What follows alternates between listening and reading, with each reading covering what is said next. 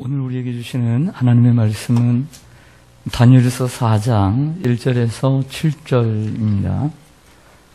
제가 가지고 있는 구약성경 1237쪽 다니엘서 4장 1절에서 7절 말씀입니다.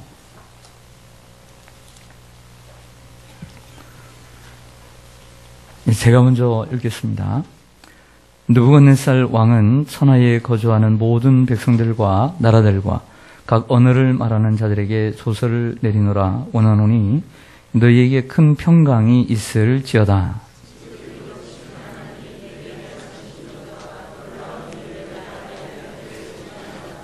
참으로 크도다 그의 이적이여, 참으로 능하도다 그의 놀라운 일이여, 그의 나라는 영원한 나라요 그의 통치는 대대에 이르리로다.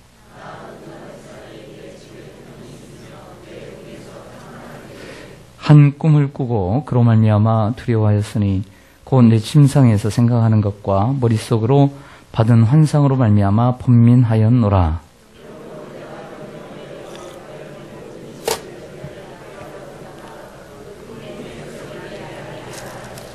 네, 함께 읽겠습니다. 그때 박수와 술객과 갈대아 술사와 점쟁이가 들어왔으므로 내가 그 꿈을 그들에게 말하였으나 그들이 그의 해석을 내게 알려주지 못하였느니라. 아멘.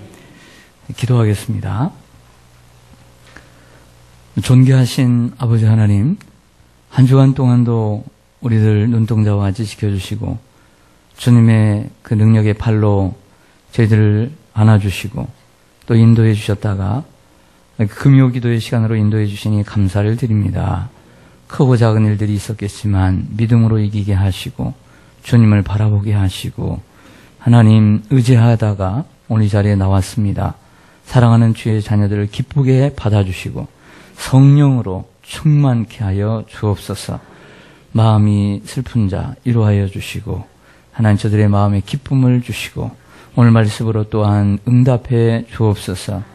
이 시간 원하나 여러 가지 환경 때문에 나오지 못한 주의 성도들, 또 흩어져 있는 주의 성도들, 군문과 회에 나가 있는 사랑하는 시온산의 가족들, 부모, 형제들, 눈동자와 같이 지켜 보호하여 주시옵소서. 슬픔을 당한 가정 위에 하나님의 위로를 더하여 주시어서 상사 위에 더욱더 하나님을 의지하는 믿음의 명가로 세워 주시옵소서. 부족한 종 말씀 들고 섰습니다. 주님의 능력이 임하게 하여 주옵소서. 예수님의 이름으로 기도드리옵나이다. 아멘. 네, 우리 앞에 대해 서로 인사하겠습니다. 잘 지내셨습니까? 반갑습니다. 네, 반갑습니다. 네, 4층에도 사무실에도 환영합니다. 자, 오늘은 다니엘에서 10번째 시간입니다. 지금까지 다니엘은 한 번의 꿈을 꾸었지만 오늘 4장에서 또 한 번의 꿈을 꾸게 됩니다. 4장의 스토리는 그렇게 쉽지는 않아요. 앞에 있는 스토리보다는 좀 더 복잡한 구조를 가지고 있음이 분명합니다. 첫 번째 꿈은 이런 것이었습니다. 큰 신상을 보았는데 그 머리는 금으로 되어 있고 그리고 가슴과 팔은 은으로 되어 있고 배와 허벅지는 노수로 되어 있고 그리고 종아리는 철로 되어 있고 그런데 발은 철과 그리고 흙으로 혼합해 있었습니다. 이 머리는 바벨론 느부갓네살 왕을 의미하고 점점 가면 갈수록 그 나라가 쇠퇴해져 감을 의미합니다. 세상에는 영원한 나라가 존재할 수가 없는 것이죠. 사실 이러한 꿈을 꾸었지만 어떤 꿈인지도 몰랐고 그 꿈의 해석도 몰랐지만 아무도 해석할 수 없는 꿈을 누가 해석을 하죠? 다니엘이 그 꿈의 내용뿐만 아니라 그 해석까지 해줌으로 일약 총리로 등극하게 됩니다. 그리고 함께 기도해 주었던 그 친구들을 소개함으로 지방 장관을 삼게 되지요. 그래서 하나님을 의지하는 것처럼 보이지만 그것도 잠깐이었고 어느 정도 시간이 지나자 교만한 마음은 꺾어지질 않았습니다. 그래서 그 꿈대로 도리어 하나님을 대적하는 양 그 금 신상을 자신이 직접 두라 평지에 세우게 됩니다. 높이는 27m 그리고 너비는 2.7m의 큰 신상을 만들어서 첫 번째 저 머리 끝에서 발끝까지 이러한 뭐 놋이 아니라 철이 아니라 완전히 금으로 다 뒤엎어서 금으로 만들게 되지요. 그리고 모든 지혜자들을 불러서 경배를 하게 하는데 모든 악기를 총동원해서 불 때에 경배를 하게 하고 경배하지 않는 사람은 그 옆에 불구덩이 속에 집어넣겠다고 풀무불을 만들어 놓게 됩니다. 이에 다니엘의 세 친구 사드락과 메삭과 아벳느고가 하나님을 믿는 사람으로서 이러한 우상에게 절할 수 없음을 알고 목숨을 내걸고 절하지 않지요. 갈대아 사람들은 이때가 기회다 생각하고 고자질을 하고 화가 난 왕은 그들을 불러서 한번 회유를 하지만 그들의 담대한 그들의 그 변론은 그 왕의 마음을 더욱더 상하게 합니다. 우리 또한 여러 가지 그 시험 속에서 또 이러한 우상 앞에서 담대히 그렇게 말할 수 있는 이러한 믿음이 있기를 간절히 소망합니다. 결국에는 풀물 속에 던져지게 되지요. 그러나 거기에 네 번째 사람이 있었죠. 바로 예수 그리스도이십니다. 그분이 그들과 함께 동행하였고 그리고 그들을 건강하게 이 머리카락 하나 걸리지 않고 건강한 모습으로 나오게 됩니다. 그러한 사실을 보고 느부갓네살 왕이 대단히 놀랐습니다. 그래서 그 높으신 하나님을 자기가 다스리는 세계 모든 만국에 그 하나님의 이름을 높이고 그분을 경배하라고 조서를 내리게 되죠. 바로 그 조서의 내용이 오늘 1절에서 3절의 내용입니다. 한번 보시겠습니다. 느부갓네살 왕은 천하에 거주하는 모든 백성들과 나라들과 각 언어를 말하는 자들에게 조서를 내리노라. 원하노니 너희에게 큰 평강이 있을지어다. 지극히 높으신 하나님이 내게 행하신 이적과 놀라운 일을 내가 알게 하기를 즐겨하노라. 참으로 크도다. 그의 이적이여 참으로 능하도다. 그의 놀라운 일이여 그의 나라는 영원한 나라요 그의 통치는 대대에 이르리로다. 아멘. 여기까지는 좋아요, 안 좋아요? 너무 좋죠. 계속 이러한 마음을 가지고 있었으면 얼마나 좋을까요? 그러나 얼마 가지 않아 느부갓네살이 한 꿈을 꾸게 됩니다. 그 꿈을 꾸었는데 꿈의 내용은 이번에는 알아요. 알고서 그 꿈의 내용을 이야기를 해줍니다. 해주지만 그 모든 갈대아 사람들 지혜자들이 그 꿈의 해석을 하질 못해요. 그리고 그 꿈의 내용을 보면 항상 느부갓네살은 나를 강조합니다. 내가 나 이렇게 강조하는 그러한 어조를 또 문체를 보게 됩니다. 그래서 이제 이러한 꿈을 꾸게 되는데 결국에는 아무도 꿈을 해석을 못 하는데 결국은 이번에도 누가 해석할까요? 다니엘이 해석을 하게 된다는 이야기입니다. 그래서 다니엘이 나오니까 다니엘에게 얘기를 하니까 다니엘이 그 꿈을 해석해 주었습니다. 자, 그 꿈 궁금하지 않습니까? 네, 10절부터 보시겠습니다. 네, 10절. 네. 10절부터 보시면 내가 침상에서 나의 머릿속으로 받은 환상이 이러하니라. 내가 본즉 땅의 중앙에 한 무엇이 있어요. 예, 나무의 환상이다 이렇게 기억하시면 돼요. 큰 나무의 환상이다. 높이가 높더라. 그 나무가 자라서 견고해지고 그 높이는 하늘에 닿았으니 그 모양이 땅끝에서도 보이겠고 그 잎사귀는 아름답고 그 열매는 많아서 만민에 먹을 것이 될 만하고 들짐승이 그 그늘에 있으며 공중에 나는 새는 그 가지에 깃들이고 육체를 가진 모든 것이 거기에서 먹을 것을 얻더라. 내가 침상에서 머릿속으로 받은 환상 가운데 또 본즉 여기서 끝나는 것이 아니라 이번에는 한 순찰자가 나오게 됩니다. 여러분 그 첫 번째 환상에서는 그 금, 은, 노, 철, 흙의 환상 가운데서는 그 환상에 그 사람의 손으로 뜨지 아니한 하나님이 하시는 그 뜨인 돌이 나와서 그 발을 부딪히지 않습니까? 그래서 여기서 동일하게 또 한 순찰자가 등장하게 되는 것을 보게 됩니다. 하늘에서 내려옵니다. 예수 그리스도죠. 그 거룩한 자라고 얘기합니다. 14절에 그가 소리질러 이처럼 이르기를 그 나무를 베고 그 가지를 자르고 그 잎사귀를 떨고 그 열매를 해치고 짐승들을 그 아래에서 떠나게 하고 새들을 그 가지에서 쫓아내라. 그러나 그 뿌리의 그루터기를 땅에 남겨두고 새와 노줄로 동이고 그것을 들풀 가운데에 두어라. 그것이 하늘 이슬에 젖고 땅의 풀 가운데에서 짐승과 더불어 제 몫을 얻으리라.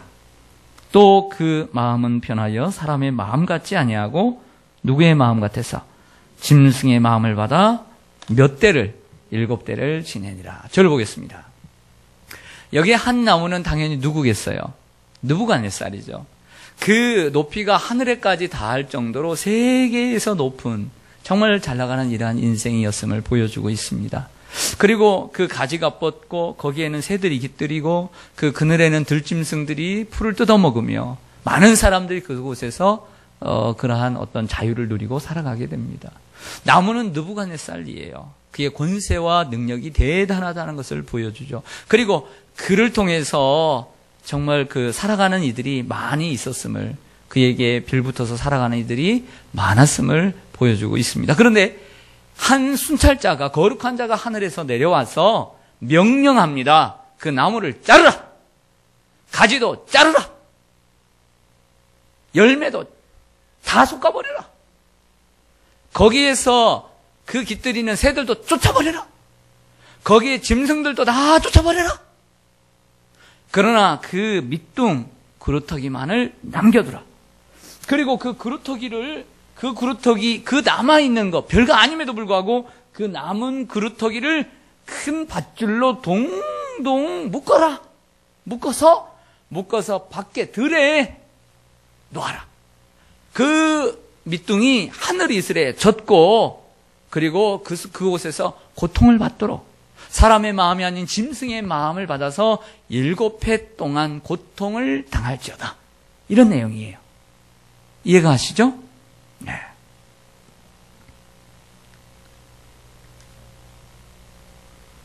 이렇게 이제 그리고 자세하게 그 꿈을 해석해 줍니다. 여러분도 어느 정도 그 꿈을 이해를 하실 것입니다. 계속해서 다니엘은 이것이 나쁜 꿈인 줄 알았기에 사실 그 당사자 앞에서 어떻게 감히 그 나쁜 꿈을 쉽게 얘기할 수 있겠습니까? 그래서 얼굴빛이 좋지 않으니까 눈치가 빠른 느부갓네살 왕이 다그칩니다. 빨리 얘기해달라고. 얘기를 합니다. 정직하게 얘기를 해줘요. 하나님께서 당신을 심판하신답니다. 이렇게. 이것은 정해진 것입니다. 하지만 왕이 가난한 자들을 불쌍히 여기고 이 나라를 정의의 나라로, 공의의 나라로 세우신다면 하나님께서 혹시 그 뜻을 돌이키사 왕을 다시 높여주실 것입니다. 혹시 그럴지 모르니 마음을 돌이키십시오. 라고 얘기를 해주었습니다. 여러분, 바울이 그런 얘기를 했죠. 바울이 사람을 기쁘게 하면 사람의 종이요, 하나님을 기쁘시게 하면 하나님의 종이라. 하나님의 말씀을 전할 때 사람들의 비유에 맞춰서 좋은 말만 하면 사람의 종이죠. 그러나 사람이 잘못했을 때 그것을 바르게 지적해 줄 줄 아는 그러한 종이 하나님의 종인 줄로 믿습니다. 사람들의 비유만 맞추고 좋은 말만 해준다면 하나님께서 싫어하시는 사람이 될 것입니다. 어떻게 되었을까요? 네. 이러한 꿈을 꾸고 난 다음에 아무 일도 일어나지 않았어요. 뭔 일이 일어났으면 좋겠죠. 아무 일도 일어나지 않았어요. 얼마 동안 일어나지 않았을까요? 네. 1년 동안, 12달 동안. 29절을 보겠습니다. 29절을 보면, 28절에 보면, 이 모든 일이 다 이 느부갓네살 왕에게 임하였느니라. 계속해서 그러죠. 12달이 지난 후에, 몇 달이 지났어요? 12달, 1년이죠. 내가 그랬어요. 항상 또 내가 바벨론 왕궁 지붕 위에서 건질 때 또 뭐라 그래요? 나 왕이 말하여 이르되. 저를 보겠습니다. 아무 일도 일어나지 않다가 12달이 지났습니다. 하루는 자기의 왕궁의 가장 높은 곳에서 시간이 많아서 이렇게 거닐었습니다. 하루는 다 거니는데 자기가 세운, 느부갓네살은 40여 년을 왕이 있었어요. 그런데 자기가 세운 나라를 한번 쫙 보니까 너무너무 멋진 거예요. 황홀해요. 내가 이렇게 이런 나라를 세웠다니, 그 도성은 얼마나 큰지 끝이 보이질 않아요. 여기저기서 우뚝 솟은 건물들은 세계 최고의 건물들로 서 있어요. 거기에 사람들이 왕래하며 사는 거예요. 스스로 생각합니다. 와, 나의 능력과 권세여 영원하라. 이렇게 스스로를 높였어요. 그러자 하늘에서 뜻이 정해졌어요. 바로 그 순간 미쳐버렸어요. 미친령을 넣어버렸어요. 미친령을. 그 교만한 그의 마음속에 미친령을 넣었어요. 그리고 그 꿈대로 그가 밖에서 하늘 이슬을 맞으며 몸에 하늘 이슬을 맞았어요. 몸에 하늘 이슬을 맞았다라고 하는 것은 제대로 옷도 입지 못하고 들짐승처럼 밖에서 하늘 이슬을 맞고 살았습니다. 또한 들짐승과 함께 살면서 소처럼 풀을 먹으며 7년을 살게 됩니다. 몸이 하늘의 이슬에 젖고 머리털은 깎질 못하니까 독수리 털처럼 자랐다 그랬어요. 독수리 털처럼 자랐고요. 그리고 이 손톱이요, 새 발톱처럼 되었다라고 했어요. 얼마나 깎지를 않았습니다. 완전히 미친 거죠. 이렇게 미치니까 신하들이 쫓아내버린 것입니다. 이런 왕이 우리를 다스릴 수는 없다.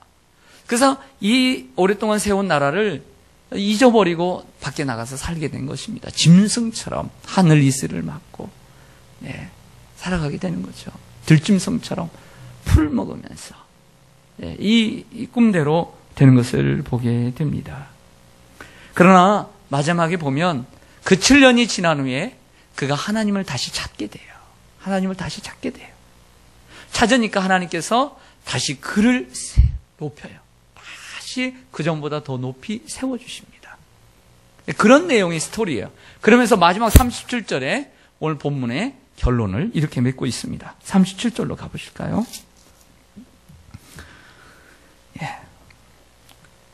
같이 읽겠습니다. 30절 시작. 그러므로 지금 나 느부갓네살은 하늘의 왕을 찬양하며 칭송하며 경배하노니 그의 일이 다 진실하고 그의 행하심이 의로우심으로 교만하게 행하는 자를 뭐라고요? 교만하게 행하는 자를 그가 능히 뭐하심이라. 그래서 오늘 이 본문의 주제는 뭐다? 교만한 자를 낮추십니다. 이것이 결론이에요. 결론이다. 느부갓네살 왕 한 번 교만해지고 말았을 것을 또 다시 교만해지는 그의 모습을 보면서 오늘 우리는 뭔가를 생각해 봐야 합니다. 이방 민족의 왕이지만 세계를 다스리는 제국의 왕이었지만 단순히 이 느부갓네살을 얘기하는 것이 아니라 오늘 이 말씀을 해주고 있는 바로 이 독자들인 이스라엘 백성들을 가리키는 거예요. 이스라엘 백성들. 너희가 이처럼 느부갓네살처럼 교만하다. 하나님 없이도 살 수 있는 존재로 깨달았다. 그래서 내가 너희를 이방인들에게 판 것이다. 이렇게 보여주는 거예요. 다윗을 봅니다. 다윗은 참으로 겸손했던 왕처럼 보이죠. 우리가 그렇게 생각을 합니다. 그런데 여러분, 다윗도 사울왕에게 쫓김을 받고 어려운 가운데 인생을 살지만 교만해져요. 그래서 어떤 교만에 있냐면 인구조사를 또 하게 됩니다. 인구조사를 하는데 그 인구조사의 의미와 목적이 무엇이었느냐? 자기가 세운 업적에 대한 것을 기억하고 싶어서 사람들에게 내보이고 싶었어. 내가 이만큼 훌륭한 왕이다. 내가 이만한 땅을 넓혔고 전쟁에 승리했고 많은 백성들이 있다. 군사들이 있다. 자랑하려고 하나님이 싫어하셨어요. 하나님. 사람은 언제 넘어질지 몰라요. 그 재미있는 그 이야기가 있지 않습니까? 어디서 나온 이야기인지 그 출처는 제가 잘 알지 못하지만 그 우물가에 개구리가 있었습니다. 개구리가 막 놀고 있는데 자, 하늘에서 기러기가 날아가고 있는 거예요. 기러기인지 새인지 잘 몰라요. 그냥 대충 알아들으세요. 그냥 쭉 날아가고 있는데 와, 세상에 저렇게 높게 멋지게 나는 모습을 보니까 너무너무 멋진 거예요. 그래서 소리쳤어요. 야, 나도 좀 태워줘. 그러니까 인심 좋은 그 기러기가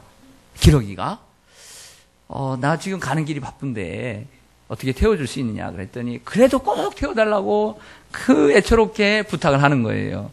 그래서 이제 새가 이제 나뭇가지를 꺾어가지고 야, 이 나뭇가지에 내가 물고 있을 테니까 네가 여기를 꽉 물고 나를 따라와라.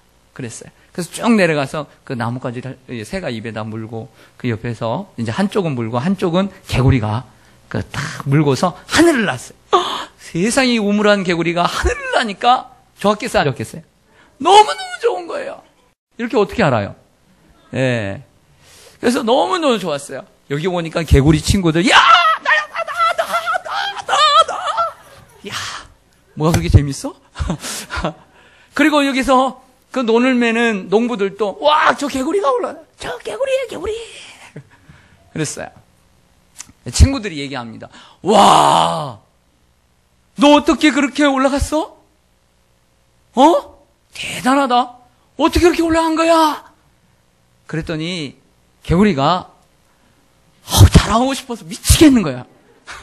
자랑하고 싶어서 뭔가 말을 해야 되는데 하고 싶어요, 안 하고 싶어요?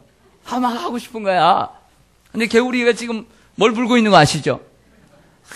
막 하고 싶어서 지금 미칠 것 같아. 그러다가 도저히 참을 수가 없어서 네 하는 순간 떨어졌대요. 죽었대요. 네. 뭔 말 하려고 그럴까요? 뭔 말 하려고 했을까요? 여러분, 오늘 느부갓네살 이야기를 보면 처음부터 끝까지 나의 이야기예요.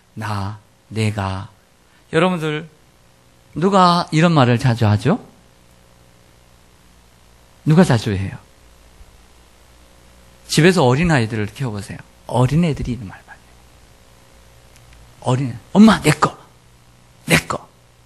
나. 애들이 그런 말이에요. 애들이. 여러분, 오늘 이 느부갓네살의 모습은 이스라엘 백성들을 묘사해 줄 뿐만 아니라 다윗뿐만이 아니라 바로 우리들의 이야기를 해주고 있습니다. 교만하면 이처럼 하나님이 낮추신다.